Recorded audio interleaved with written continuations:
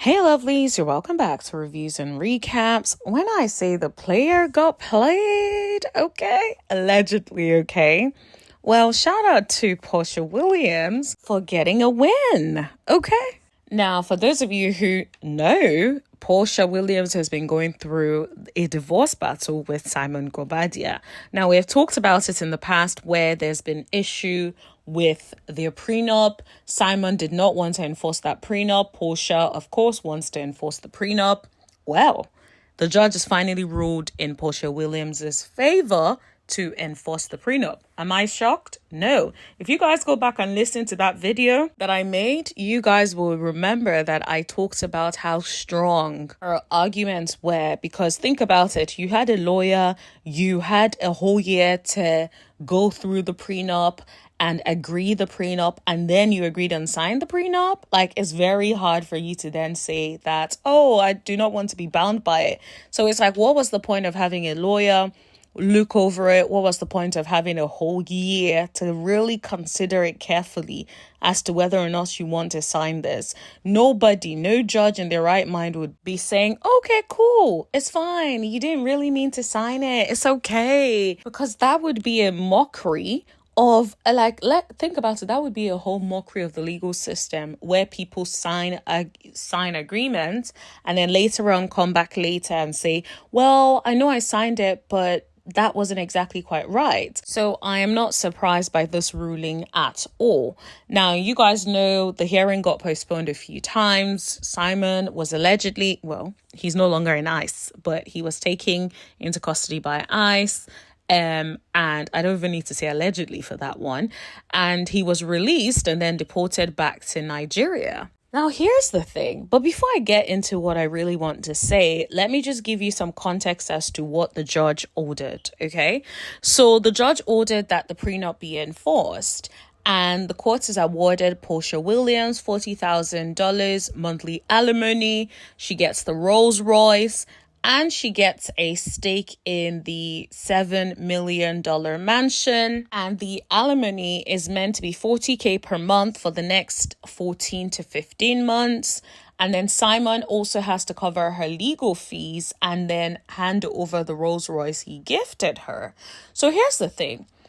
I'm not surprised at all, because that is what the agreement says. So it's basically just enforcing what the agreement says. In terms of the legal fees, to be honest, even if the agreement didn't say that, I can understand where that would be coming from, because it's like, if there was already a prenup that was signed, there was no need for you to take it to court. We could have just agreed based on the terms of the prenup and then just followed it, and then everybody had moved on. So she wouldn't have incurred the fees, but for the fact that he decided that he wants to question the validity of the prenuptial agreement.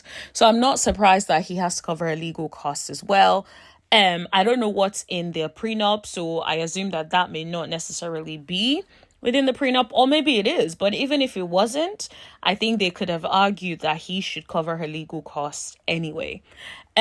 And then the Rolls Royce he gifted her. At the end of the day, if you give me a gift, you shouldn't be able to come and take it back just because you gave me a gift. In relationships, we all give gifts and all of that. Imagine now we're like, all right, get me that Birkin that I bought you. Give me this that I bought you. Like, that's crazy work. You gifted it. Nobody forced you. Nobody put a pow to your head. You chose to give the gift. So yes, let's talk about that house, because that house is what I feel like a lot of people are very curious about. So as you guys know, the house is about 7 mil. And it was initially Simon's premarital asset. So Porsha has apparently until 2027 to decide if she wants to stay in the property or if she wants to sell it. That is a huge win. Think about it. Do you know how many years that is? From 2025 to 2027? She has more than enough time to decide whether or not she wants to sell it. Now, if she decides she wants to stay in the property, then she has to refinance the property and buy out Simon's 50% share of equity in the property. Now, here's where I feel like it is a very sweet deal.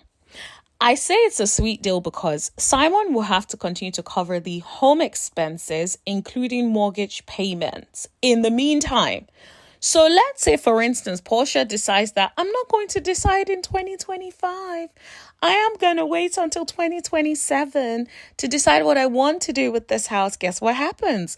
Simon will have to continue to cover the expenses, or including the mortgage payments, until when she decides, and then they get rid of the property. That is an absolute sweet deal. Whoever is Porsha's lawyers, shout out to you. You did your big one on this. You made sure the terms of the agreement were very suitable for her, that she was not going to be displaced without a home.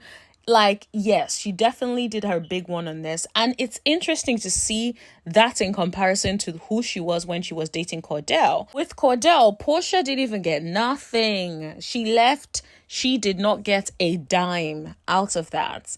So to think about not getting a dime from a previous marriage to this one, where you're going with more than you came into the marriage with, that's a win. That is a huge win.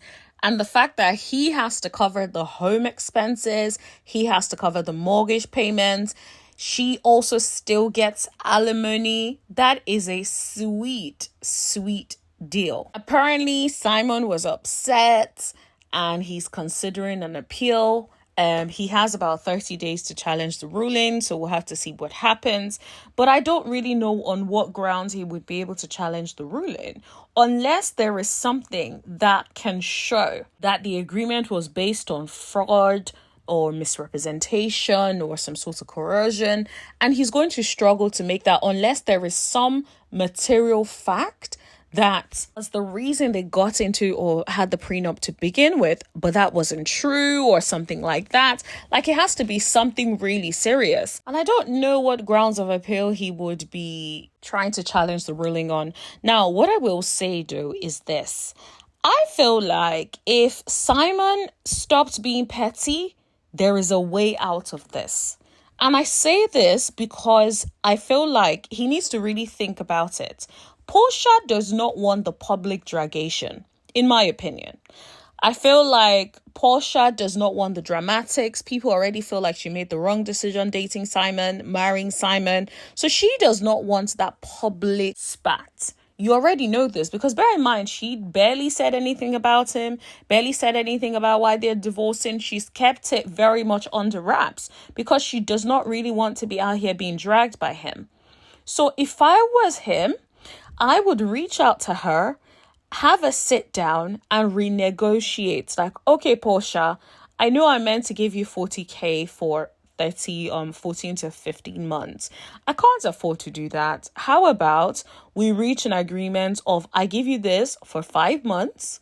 I'm out of the country, so let me just give you 40 G's for 5 months, okay? And then for the home, can we sell it? Let me get my 50, you keep the 50.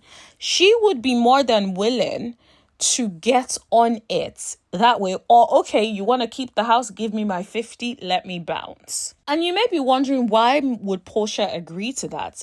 I genuinely feel like Porsha wants peace with this man because she knows that this man can, if he continues to be outside like that, it's just going to taint her reputation even more. People already don't like her right now in this season. And she just wants the house. That is the vibe that I get. So if you give her some sort of arrangement where she doesn't have to get that much, but she can get half of the house or get to keep the house and he gets his money out, I think she would have ceded. I know that people really think that Porsha is actually out here all about the money, but I disagree. Anyone that would leave a marriage where she could have gotten something and said she doesn't want a dime is not as money oriented as people think. The love of money is not something that then suddenly like skyrockets later on. You usually have it or you don't, right? And so I personally don't feel that she is as money driven as people think. Yes, she likes the lifestyle. Absolutely. She's not going to date a brokey because she also makes coins. But I don't think that she would be unreasonable if he's willing to reach some sort of agreement. Now, let me tell you what the gag is. The gag is people need to remember he's in Nigeria. So he may decide not to give her a cent. He may decide not to give her the 40,000 that he's meant to give her per month.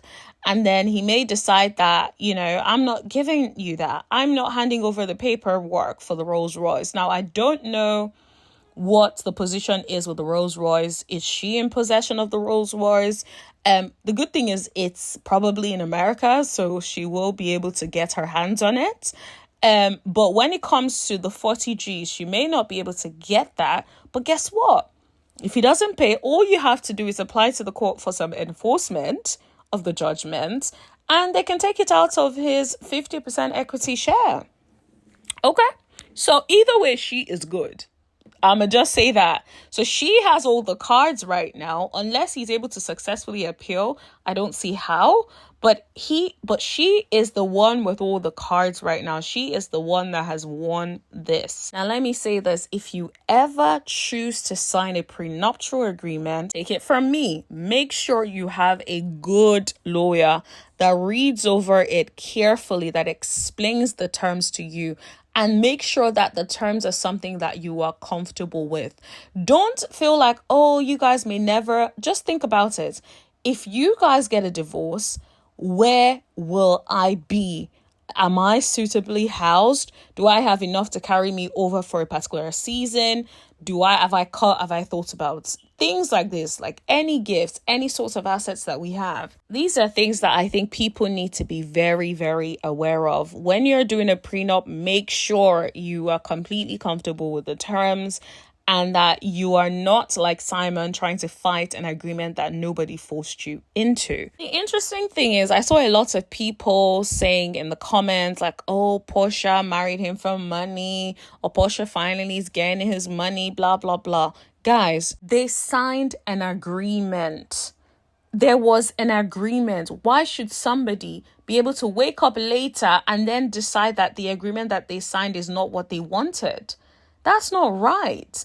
And I think we need to stay on the side of like right or wrong. Sometimes we let our emotions and how we're feeling affect our judgment. And I feel like that's the case here, because at the end of the day, whether or not you like Porsha or Simon, think about it. You reached an agreement. If you were on the receiving end and you had to negotiate an agreement for a whole year, only for somebody to try to assert that the prenuptial agreement is not or should not be enforced, would you like that? No. Think about how much they spent in lawyer fees trying to agree the prenuptial agreement in the first place. So I just think like people need to think about it cumulatively and think about it like, okay, there was an agreement. Why should he be able to get away from his agreement just because he doesn't like how it feels afterwards? I don't think that's right. So it's a win for Porsha Williams on this one. I wish all the parties involved good luck. But let me know what you guys think in the comment section below. Give this a like, leave a comment, and yeah, I'll see you guys in the next video. Also subscribe actually, and then I'll see you guys in the next video. Thank you. Bye.